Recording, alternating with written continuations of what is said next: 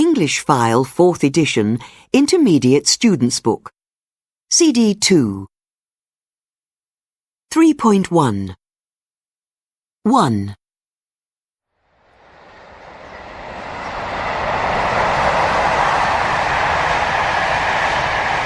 Tickets, please.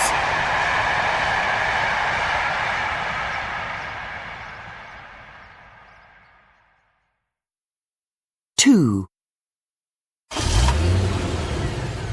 Have you all got your seatbelts on?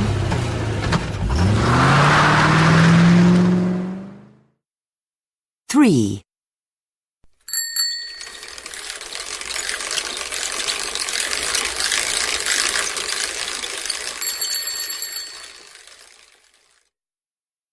Four.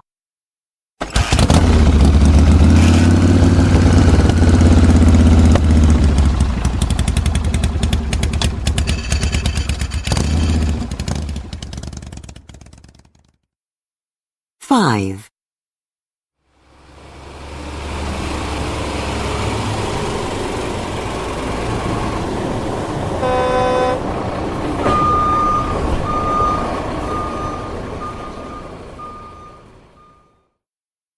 Six.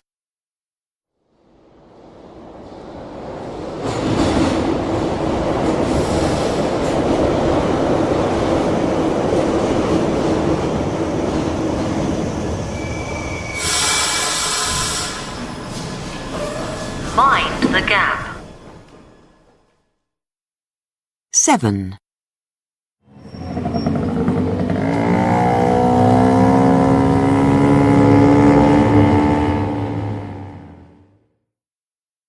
Eight.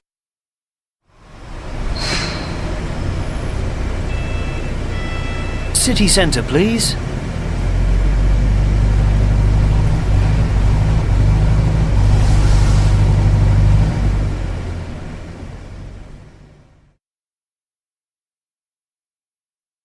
3.2. Transport. 1.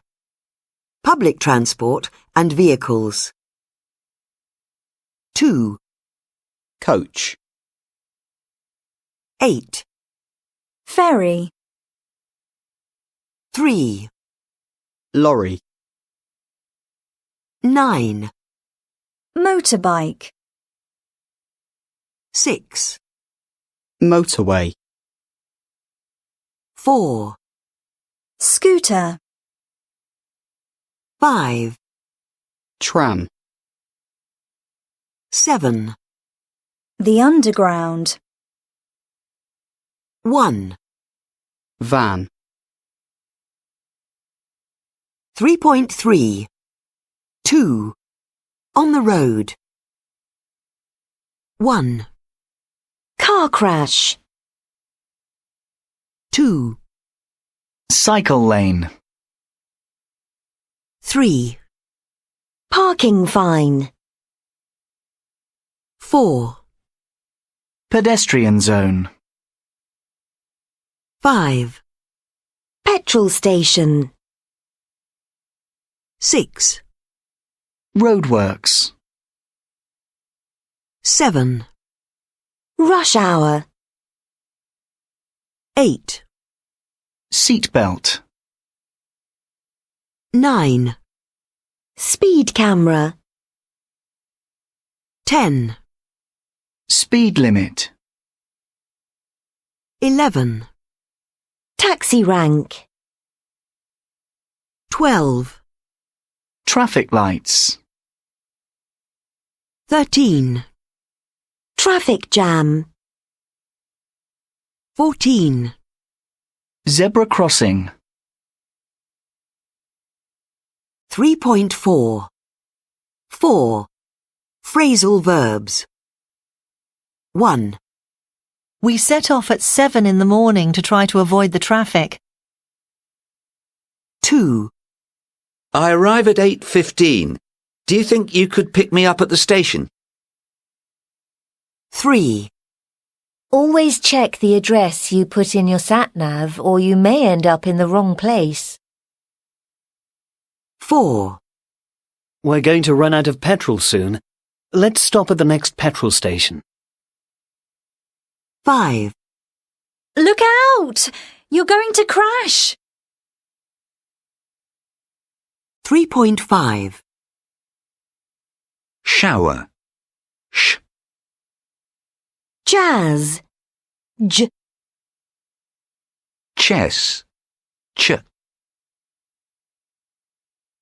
3.6, Shower. Sh. Crash. Rush. Station. Jazz. J. Bridge. Journey. Traffic jam. Chess. Ch. Adventure. Catch. Coach. 3.7, 1, Cheap. Jeep. 2, Chain. Jane. 3, Choke. Joke. 4, Ship. Chip. 5, Shoes. Choose. 6, Wash. Watch. 3.8, 1, Jeep. 2, Chain. 3, Joke. 4, Chip. 5, Shoes. 6, Watch. 3.9, 1, Do you like chips? 2, I'm going to wash it. 3, You choose. 4, Don't joke about it. 5, Is it cheap? 3.10, The Stig was using public transport for the first time in his life. He saw a big red thing coming towards him. A bus. He got on it and used his Oyster card to pay.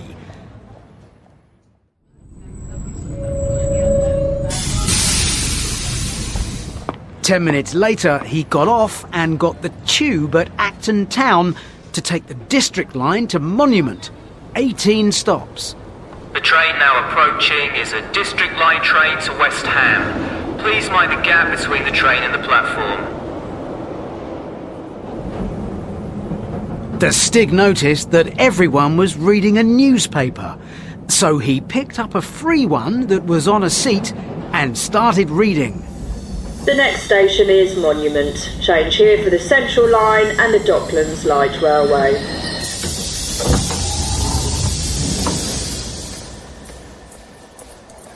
He got off the tube and ran to the platform for the Docklands Light Railway. After a few minutes, a train arrived. Now it was just 10 stops and he would be there.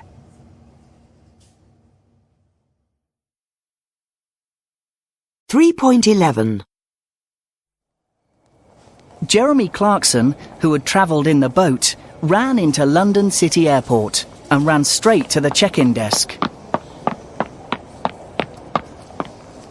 The man at the check-in desk said, "Unfortunately, a gentleman on a bike has checked in already."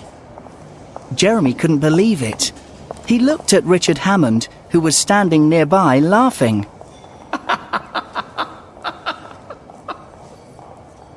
They waited for the other two to arrive. They needed public transport to come last. Top Gear, after all, is a programme about cars. A few minutes later, the Stig came in. He was third. And 15 minutes later, James, who had come by car, arrived at the airport. Disaster! Public transport had beaten the car. 3.12. 1. My car is a bit older than yours. London is more expensive than Edinburgh. This test is less difficult than the last one. Olive oil is better for you than butter. 2. The new sofa isn't as comfortable as the old one. I don't have as many books as I used to. 3.13. 1. My father drives faster than me. He walks more slowly than I do. Liverpool played worse today than last week. 2. Max doesn't speak English as well as his wife. I don't earn as much as my boss. 3.14. Kevin is the tallest player in the team. Oslo is the most expensive capital city in Europe. The small bag is the least expensive. Lucy is the best student in the class.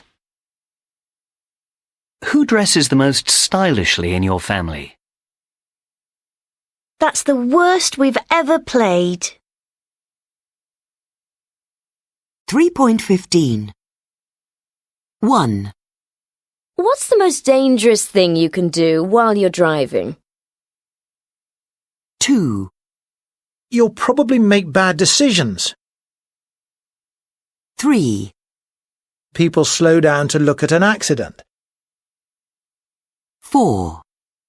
This is a really common cause of accidents on motorways. 5. This makes you twice as likely to have an accident. 6. What did you find most interesting?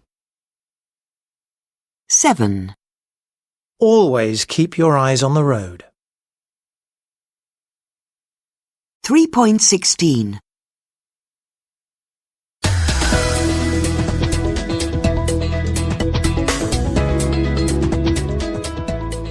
On today's programme, we're talking about how to drive safely. A new book called Survive the Drive has just been published, and we asked Tom, our transport and travel correspondent, to take a look. Welcome, Tom. Thank you. So tell us, what's the most dangerous thing you can do while you're driving? Obviously, we're not talking about drinking alcohol, taking drugs, or using a handheld phone to make calls or text, which everyone knows you must never do. Well, this is really surprising. Top of the list is driving when you're feeling emotional. The researchers found that you're nearly 10 times more likely to have an accident if you're feeling very sad or angry or stressed. If you're emotional, then you can't concentrate on the road, and you'll probably make bad decisions if you find yourself in a dangerous situation. In fact, if you're feeling very emotional, it'd be better not to drive at all. Wow, okay. I'll try to remember that next time I have a bad day at work. What's the second most dangerous thing? This one's less surprising. It's reaching for something in your car. It might be your phone or a map or some sweets. If you're reaching down or trying to get something from the back seat, then you aren't looking at the road, and you're 9 times more likely to have an accident. And number 3? Number 3 is looking at something interesting or something that's happening by the road. A really common example of this is when people slow down to look at an accident. They don't realise that by looking at the accident and not at the road, the chance of having an accident themselves goes up over 7 times. In fact, this is a really common cause of accidents on motorways. So the message is, don't be distracted. Yes, exactly. If you're driving fast, you can travel over 100 metres in less than 3 seconds, and a lot can happen in 3 seconds. So that's the top 3. What about other things to avoid? Well, number 4 is adjusting your sat-nav, which can be very distracting and makes you nearly 5 times more likely to have an accident. At number 5 is driving when you're tired. 60% of drivers say they've driven when tired in the last year, so it's a big problem, and you can lose control of your car completely. And at number 6 is adjusting your radio or music system. This makes you twice as likely to have an accident. Again, it's the distraction from the road that's the problem, and only having one hand on the wheel. And the last 2? The 7th is eating or drinking, because again you normally take one hand off the wheel. And the 8th is talking to a passenger, which can be distracting because the driver often turns to look at the passenger. So, how would you summarise the research? What did you find most interesting? I think for me the most interesting thing is that some of these things don't seem very dangerous, and good drivers often do them. But the research shows that they are. So next time you get in your car to drive somewhere, think about what you're doing. And always, always keep your eyes on the road.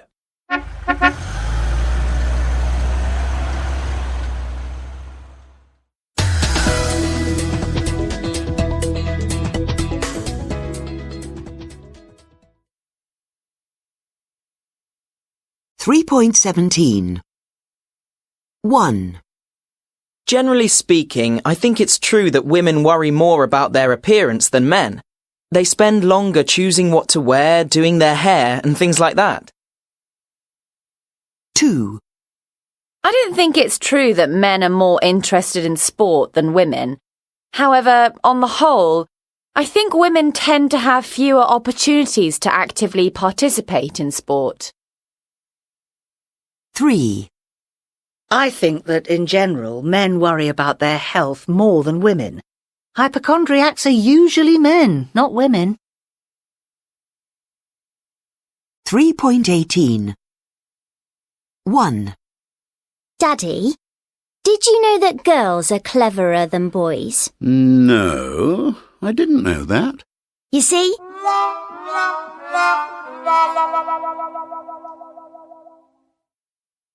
2. A man goes to see a lawyer. Excuse me, what do you charge? $1,000 for 3 questions. Wow, isn't that a bit expensive? Yes, what's your third question?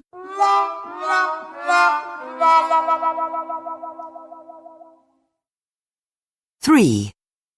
Hello, did you come to see me with an eye problem?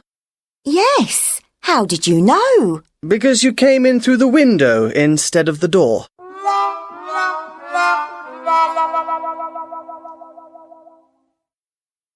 Four. What did you do at school today, Patrick? Oh, it was a great day. We made explosives. And what are you going to do at school tomorrow? What school?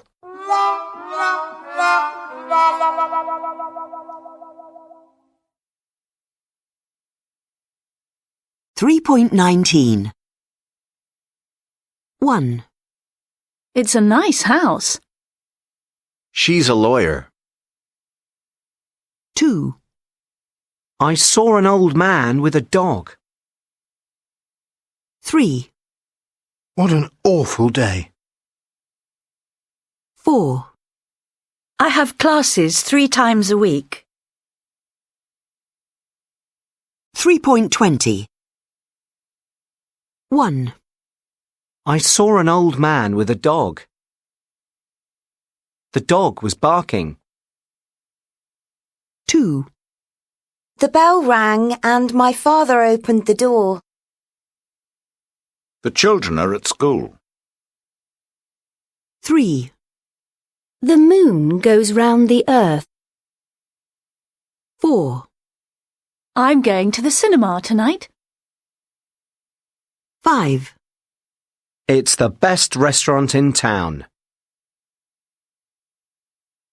3.21 1. Girls often learn to read earlier than boys. Love is more important than money. 2. She's not at home today. I get back from work at 5:30. 3. I never have breakfast. I'm going to the theatre on Tuesday. 4. See you next week. 3.22 Computer.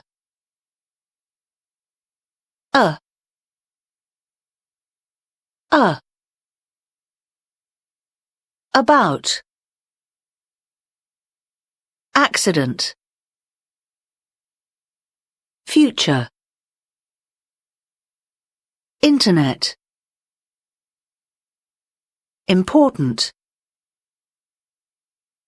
Person. Question. 3.23 The cinema. The office. The underground. The universe. The moon. The internet. The sea. The accident. The evening. The dark. 3.24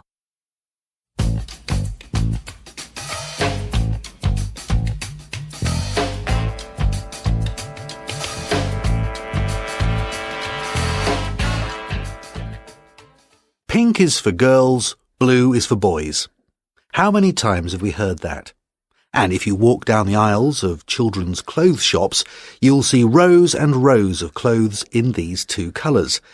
But where does this rule come from exactly? Are little girls genetically attracted to pink and little boys to blue? It seems not. You may be surprised to hear that 100 years ago it was the exact opposite. In a popular magazine of the time, an article said, "The generally accepted rule is pink for boys and blue for girls.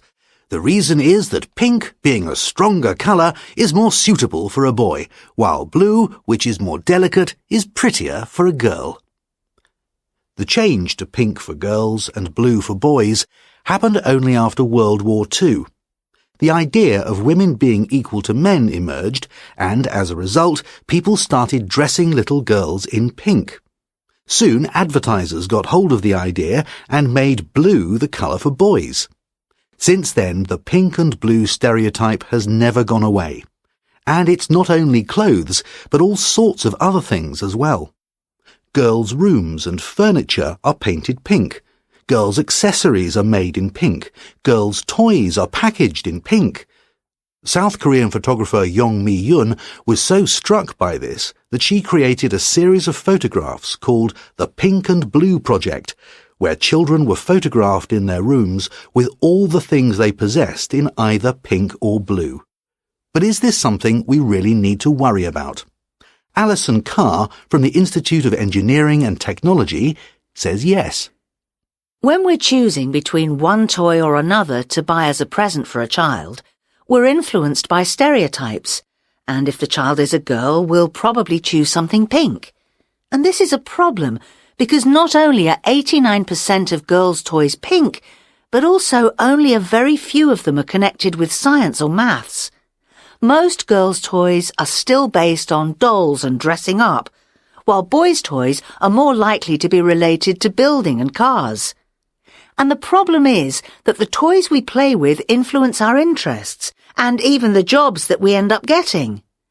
If girls don't have access to as many construction toys or mechanical and scientific toys as boys, they'll think that science and technology is not for them, so they'll be less likely to choose to study it at school and later at university. I think that if they were allowed to choose for themselves, girls and boys would choose the same sort of toys, and that parents need to forget about the stereotypes about pink and blue. Toys should be the same colours for all children. Red, yellow, green, whatever. However, Natasha Crooks from the British Toy and Hobby Association doesn't agree. I think that instead of abandoning the pink and blue thing, we should use it. If we want girls to get interested in maths and science, we should package science and engineering toys in a pink box. Then maybe girls, or their parents, will start buying them. Thank you, Natasha. And now we move on to the social history. 3.25 Dependent prepositions. 1. After verbs. 1. He apologised to the police officer for driving fast. 2. I never argue with my husband about money. 3. We're arriving in Milan on Sunday. 4. We're arriving at Malpensa Airport at 3:45. 5. Could you ask the waiter for the bill? 6. Do you believe in stereotypes? 7. Who does this book belong to? 8. I can't choose between these two bags. 9. We might go out. It depends on the weather. 10. I dreamt about my childhood last night. 11. Don't laugh at me. I'm doing my best. 12. I'm really looking forward to the party. 13. If I pay for the meal, can you get the drinks? 14. This music reminds me of our honeymoon in Italy. 15. I don't spend a lot of money on clothes. 16. We need to talk to Anita about her school report. 3.26 2. After adjectives. 1. My brother is afraid of bats. 2. She's really angry with her boyfriend about last night. 3. I'm very close to my elder sister. 4. This exercise isn't very different from the last one. 5. We're really excited about going to Brazil. 6. Krakow is famous for its main square. 7. I'm fed up with sitting in this traffic jam. 8. I'm very fond of my little nephew. He's adorable. 9. I've never been good at sport. 10. Eat your vegetables. They're good for you. 11. My sister is very interested in astrology. 12. She's very keen on cycling. She does about 50 kilometres every weekend. 13. I don't like people who aren't kind to animals. 14. She used to be married to a pop star. 15. I'm really pleased with my new scooter. 16. My dad was very proud of learning to ski. 17. Why are you always rude to waiters and shop assistants? 18. Rachel is worried about losing her job. 19. I'm tired of walking. Let's stop and have a rest. 3.27 1. When you're with friends of the same sex, what do you usually talk about? 2. Are there any sports or games that you're good at? 3. Is there anything you're really looking forward to? 4. Who in your family are you closest to? 5. What kind of films are you keen on? 6. Are there any animals or insects that you're afraid of? 7. What's your town or region famous for? 8. Are there any superstitions that you believe in? 9. Is there a story in the news at the moment that you're really tired of? 10. Who's the last person you were really angry with? What about? 11. Have you bought anything recently that you're very pleased with? 12. What do you think success in an exam depends on? 3.28.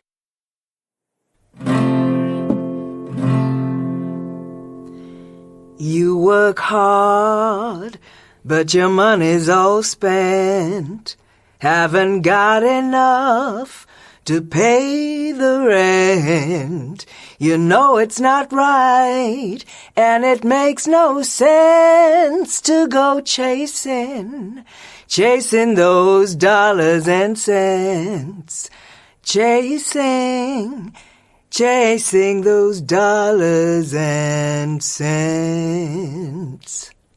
That was great, Kerry. Thanks. Kerry, you used to be in a band. Now you play solo. Why did you change? What happened with the band is private. I've already said I don't want to talk about it in interviews. All I'll say is that I have a lot more freedom this way. I can play and say what I want. Did your relationship with the band's lead guitarist affect the breakup? No comment. I never talk about my private life. Your dad was in a famous punk band and your mum's a classical pianist. Have they influenced your music? Of course they have. What do you think? Isn't everyone influenced by their parents? When did you start playing? I started playing the guitar when I was about 4. 4? That's pretty young. Yeah, the guitar was nearly as big as me.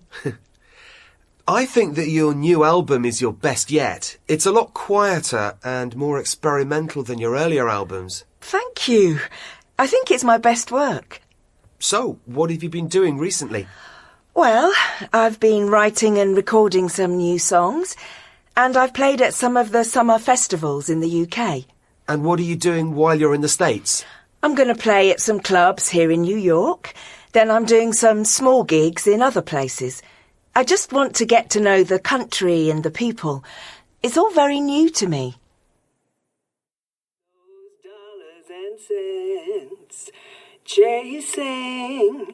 Chasing those dollars and cents.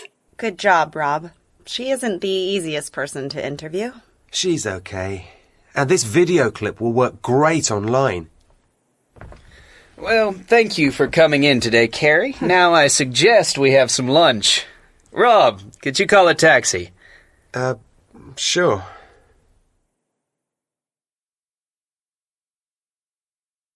.29. So, when will you be coming back to New York, Kerry? Oh, I don't know. Hi, guys. Is everything okay? Yes, it's delicious, thank you. That's great. New York waiters never leave you alone. I really don't like all this, hi guys, is everything okay stuff. What? You mean waiters aren't friendly in London? Oh, they're very friendly. Yes, they're friendly, but not too friendly. They don't bother you all the time. Can I get you anything else? More drinks, maybe? No thanks, we're fine. Fantastic. See what I mean? Personally, I think people in London are a lot more easygoing. London's just not as hectic as New York. Sure, we all like peace and quiet, but in my opinion, New York is possibly, is definitely the greatest city in the world. Don't you agree? To be honest, I definitely prefer London. Come on, Rob. You've lived in both. What do you think? Well, I have to say London's very special. It's more relaxed. It's got great parks, and you can cycle everywhere. It's dangerous to cycle in New York. Why would you cycle when you can drive a car? You can't be serious. Okay, I agree London has its own peculiar charm. But if you ask me, nothing compares with a city like New York. The whole world is here. But that's the problem. It's too big. There are too many people. Everybody's so stressed out, and nobody has any time for you. I don't think that's right, Carrie. New Yorkers are very friendly. Oh, sure, they can sound friendly with all that have a nice day stuff, but I always think it's a little bit fake. You've got to be kidding me. Oh, I'm sorry. I'll just have to take this.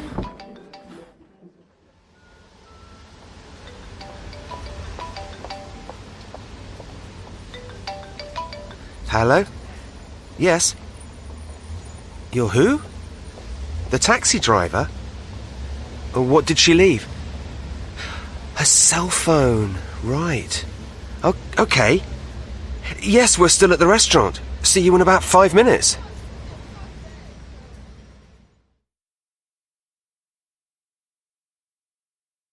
.30. 1.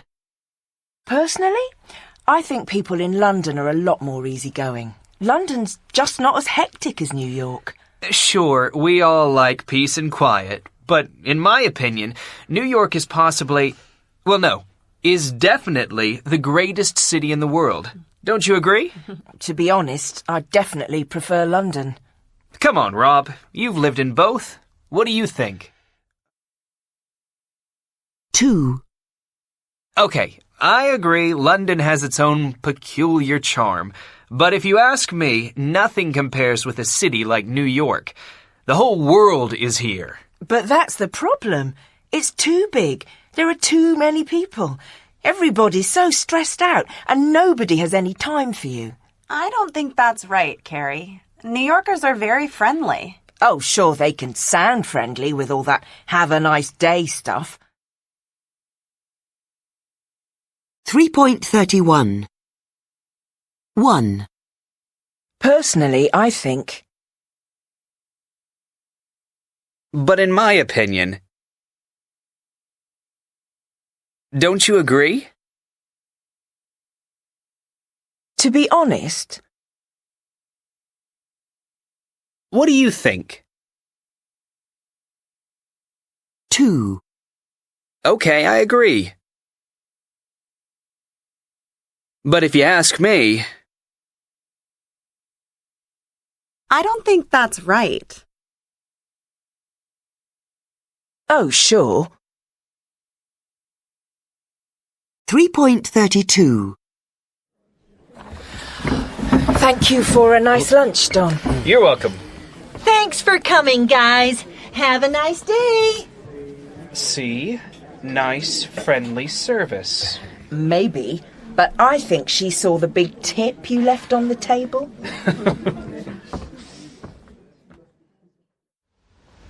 Did you mean what you said in the restaurant, Rob? Did I mean what? About missing London. Sure I miss it, Jenny. Really? But hey, not that much. It's just that moving to a new place is always difficult. But you don't regret coming here, do you? No, not at all. It's just that you seemed homesick in there.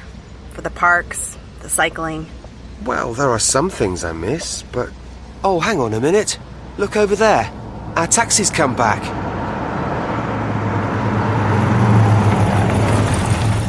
Excuse me, ma'am. Who, me? What is it? I believe this is your cell phone. You left it in my cab. What? Oh, wow! Thank you. Have a nice day. That was so kind of him. See? New Yorkers are really friendly people.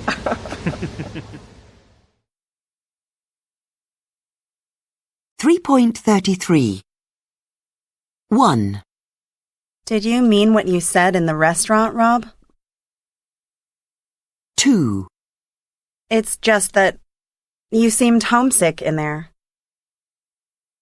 3. Oh, hang on a minute. 4. Our taxi's come back. 5. That was so kind of him.